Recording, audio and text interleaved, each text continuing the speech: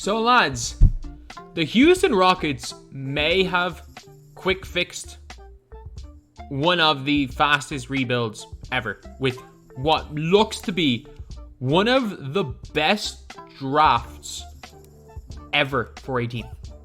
Like, yes, we're talking too early. Yes, we are talking way too early. This is one of the dumbest videos I will ever make because I'm always like, don't overreact. But I got my reasons. I got my reasons for overreacting. Because at the end of the day, this guy right here is going to be a superstar. Jalen Green is going to be a superstar. He is going to score. And you know what? Worst case scenario, even if he doesn't become a superstar, Jalen Green is averaging 20 a game. Potentially next year. You've got Christian Wood on the roster. Is this team going to make the playoffs next year? No, it's not. They're too young. They're too young. Age, like, again, at every level, experience is a huge, huge thing. Just IQ-wise, just no more veteran. Like, they're just more savvy. It makes a big difference. But I'm not sure Houston Rockets could have... I don't think they missed on a single pick, which is so rare. It does not look like they missed on a pick. There's obviously going to be someone that we don't know of that was picked below these guys that's going to be better than...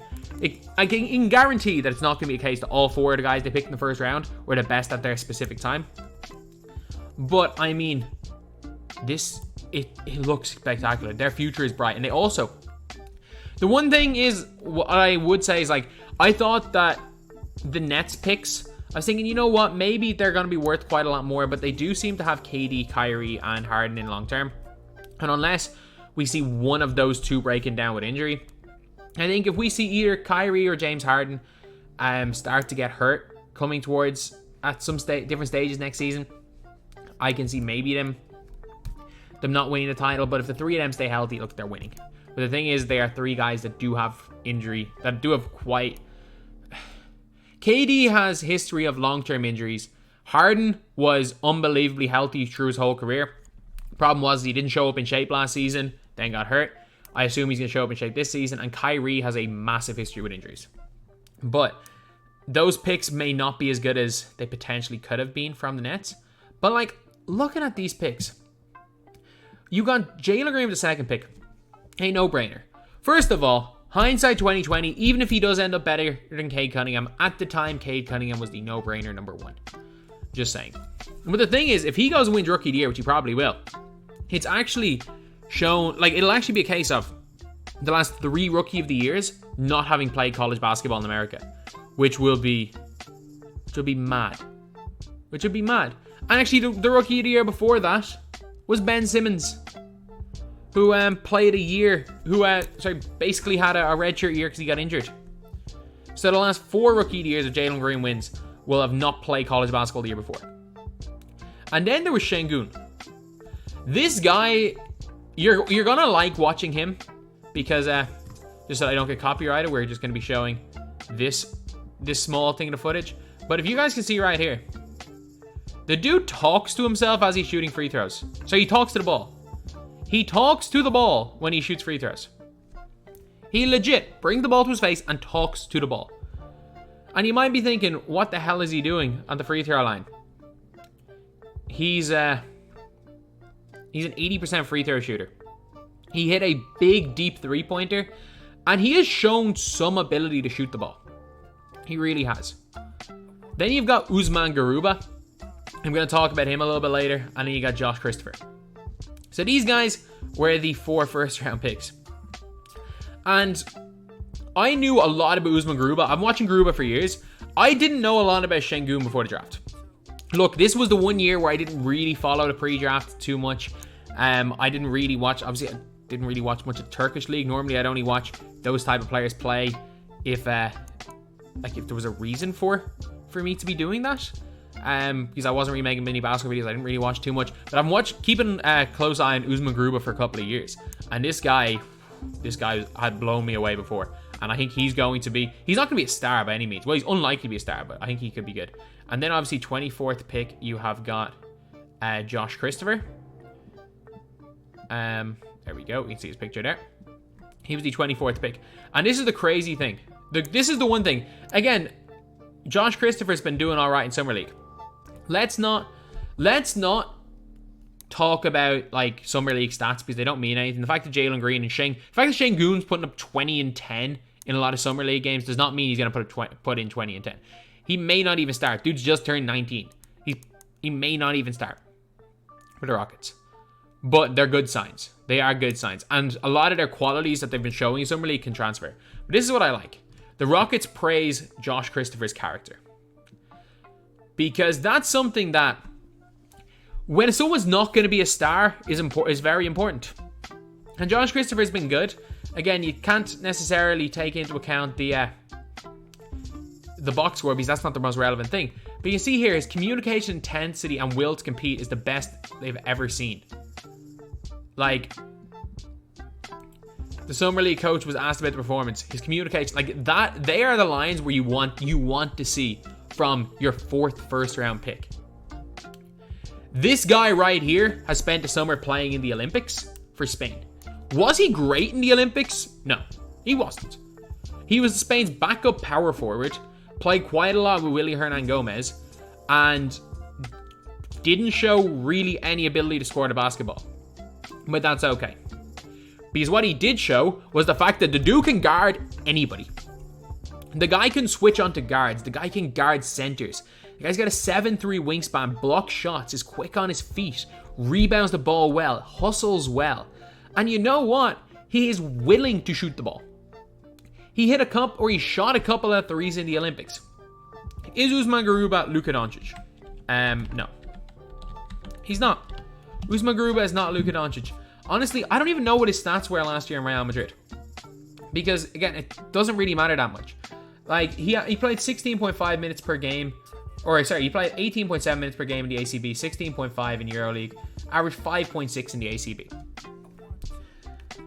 It is what it is. He was a 30% three-point shooter. But at least he has showed some willingness to take them at 2 a game. Is this guy going to be a standout player? A superstar? Highly unlikely. Is he going to be an elite role player? Almost certainly. And was he a great pick for the Rockets at the time? Obviously, we can look back in a year in hindsight. Did they miss on this pick? Because a lot of the time, you might be thinking, okay, these guys don't fit. What have they done? I don't believe so, because you've got a guy that can slot in at the 3. He can slot in at the 4. If you've got shooters around, he can play defense. You never know. I reckon he maybe could be a low 30% three-point shooter. Is he going to pass it, play the Draymond role? Not really. But I do like him. I like him as a hustle guy. I like him for his intensity. And again, where they picked him, like they picked the guy at number 23. So it's not like if you can get anyone to contribute at number 23, and he's going to contribute right away, by the way. He's going to be straight in and contribute. So I think he was a great pick. Then there's Şengün. So Şengün, I knew nothing about this guy. And you better believe, if I knew what this guy had done in Europe, I would have been pushing this guy to be a top 7 draft pick. But the 2021 NBA draft looks spectacular. But Şengün, 6'10".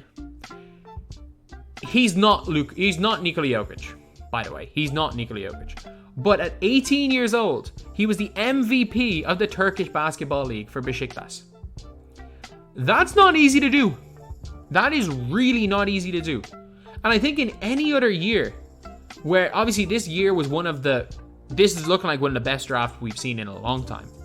But any other year, Şengün would have been a lock for a top 10 pick.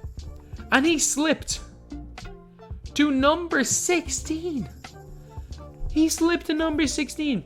And he's showing in Summer League. This dude's got post footwork. He can pass a little bit. His defense is okay interior. He can't really guard anyone on the perimeter. He can't really guard the pick and roll. But at the same time, neither can a lot of NBA bigs.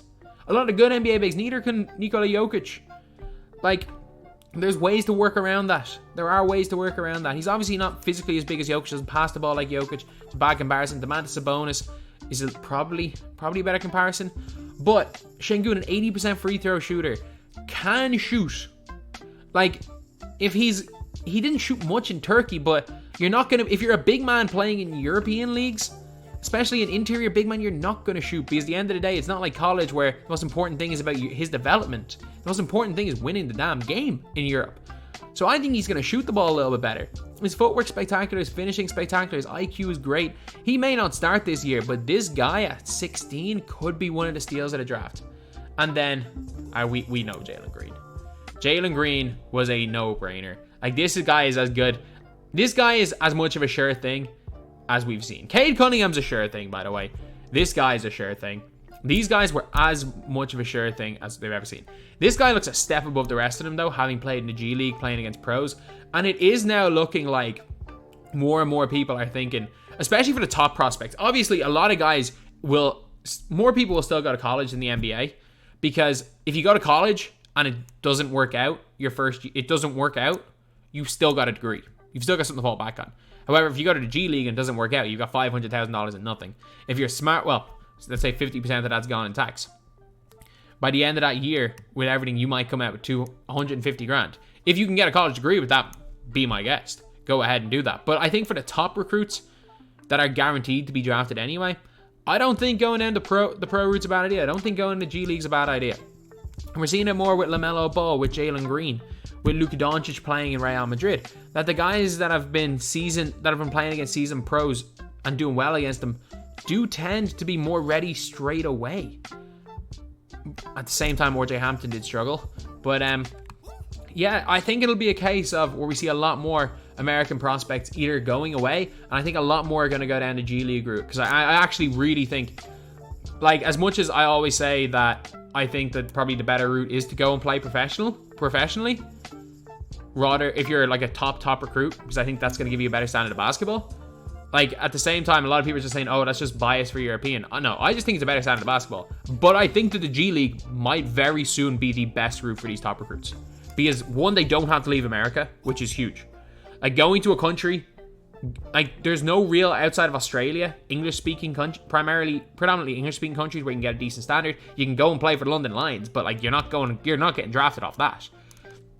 I really, really like that, because again, there's no culture shock. They get to stay in America and they get to play at a higher level of basketball than they would in college against pros who are playing this game for a living. So yeah, that's pretty much it. I'm not sure they could have done much better than this. We've seen these three guys balling out in Summer League, and that doesn't mean anything. Their stats and that they're winning. The fact that what they're doing directly translates. Jalen Green is going to score. He's going to score. Josh Christopher, if his character and his willingness to win is as good as they say, he's a good enough player that he's going to have a long career. Şengün, man, sky's the limit for that kid. And Usman Garuba is a perfect complementary piece to have on a team. He is a guy that, had he fallen to one of the better teams, like, he's a guy that could make an impact on a good team straight away. And he's incredibly young, with a lot of potential. I don't see him as being that much worse than, like, a Kuminga. But, yeah, that's pretty much it. The Rockets, fair play. They nailed the draft. They absolutely nailed the draft. I said at the time the Rockets did better than anyone else in this draft. But, man, they absolutely nailed it. So that's the video. Thank you guys for watching. Please like, comment, and subscribe.